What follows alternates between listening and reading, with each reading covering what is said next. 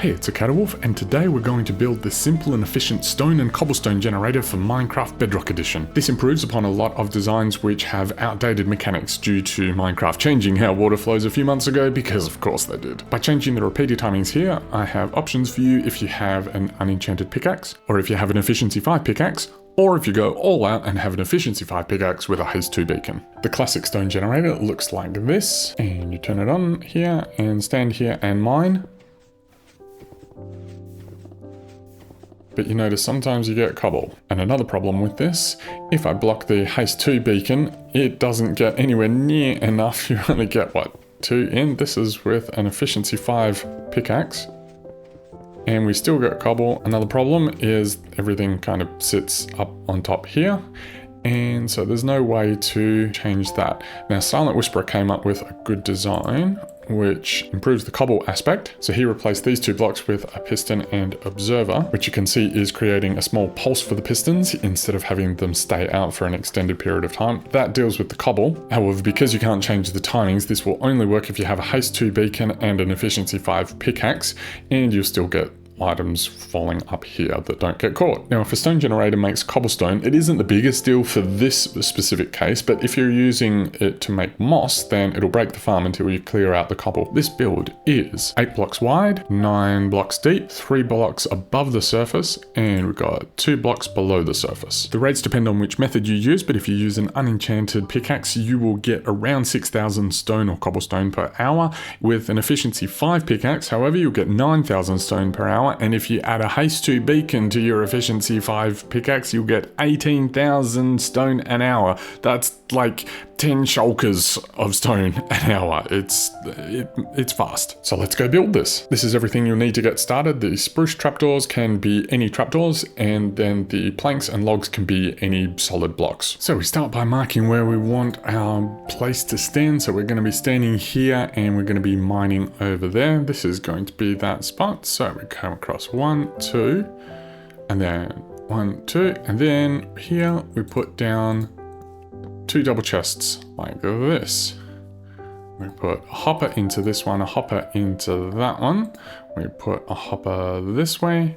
We've got to crouch obviously and do that, and then hopper in there, and like this. So we're standing here, we've got 5 hoppers in front of us, and then 2 hoppers going this way.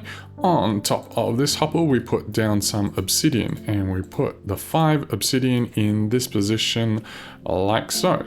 So we're going to be standing here and we're going to be doing the mining and all that. Next, we're going to come next to the hoppers and we're going to put down our spruce right here. This is to contain the water in case any of it spills. Leave a block gap, and then we put down our 5 target blocks, temporary block. Oh, actually, let's put temporary blocks all the way around there just to help us with the placing of the trapdoors. So we put trapdoor here, close it, and then we're going to put trapdoors across all of these like so, and close them all. We can get rid of these. Actually, we want temporary blocks in here just to make it easier to put down the water. Now, you can put down the pistons first and waterlog them, but it's easier to not have to deal with all the water, because like this, we have water source blocks across all of these. Grab your pistons, and then if you crouch against the trapdoors and place them like this, we're going to have all the pistons like so. We want to put a trapdoor, crouch and place it on top, close those up. Same thing over this side.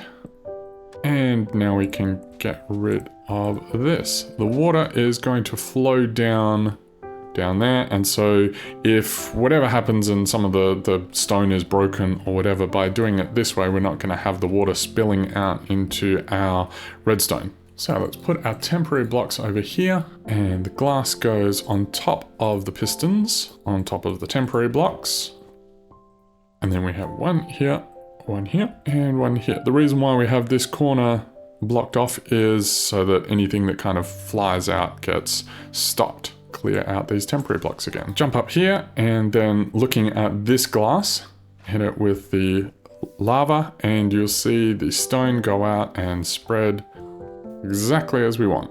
Perfect. Looking at this torch, we come out by 2, one on this side, And then we're going to take that all the way out to here. And then we go down another one. We want to go into where this middle one is. So we've got our torch where we're standing. We want to put the redstone lamp there. Let's jump and put the lever on top. So it's going to light up when we run this farm. We're going to have 2 pieces of dust underneath that. So comparator in subtract mode, and 1, 2, 1, 2, like this. We'll deal with the timings in a second. But doing this finishes off the clock. So if we turn it on, it's going to create our clock. To make the pulsing thing, we want to have a repeater here on just 1 tick. Then we want the comparator here in subtract mode. We want to connect those and then grab one of the blocks that we had, put it there with a redstone torch. Another block there with the redstone torch on top. And then we want to fill these in. We'll fill in the rest later, but for now, we're going to have it so that it runs like this. So essentially we flip this switch and it is going to push all the blocks out, and they're going to be stopped by the obsidian. So even though these keep pulsing, the pistons can't push any further because the obsidian is blocking them. Let's go up by 2 here, up by 2 there, up by 3 there. Actually, I'll fix that in a sec. We're just going to run this along. I like to put a block in there just to make it easy to get in and out. Before we fill this in, we need to adjust these repeaters. So this is set up if you have an efficiency 5 pickaxe and you also have haste 2. So it's just on a single redstone tick. If you don't have a beacon, change the first one to 3 and then 2 for the rest of them. So this is the perfect timing if you have an efficiency 5 pickaxe but you don't have a beacon. It's 3, 2, 2, 2. If you don't have efficiency 5 or a beacon, you've just got a regular pickaxe. You want to change this one to 4, this one to 4, so all of them are going to be 4 except for this one. You can leave that one on 2, so it's going to be 4, 4, 4, 2. So because I have a haste 2 beacon and I have an efficiency 5 pickaxe, I can set all these to 1, and then let's close this up. So let's have a quick look around, all the way around. The reason why we have to have 2 different hoppers coming in here is because if we have efficiency 5 and a haste 2 beacon, we're going to get 18,000 items an hour, which is twice hopper speed. And so that's what we've got to do.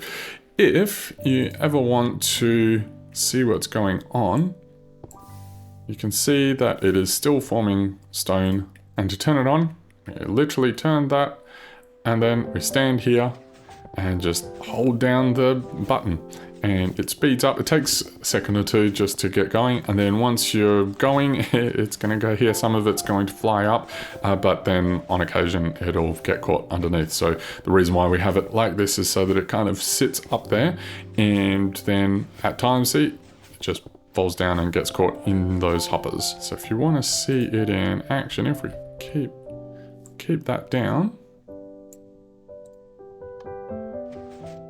So if I stand here, you can see these ones are getting, this is exactly how it works. So each time it gets pushed, it creates more stone and goes out underneath. So if you want stone, use a silk touch pickaxe. If you want cobblestone, use anything other than a silk touch pickaxe. So I have a fortune pickaxe here.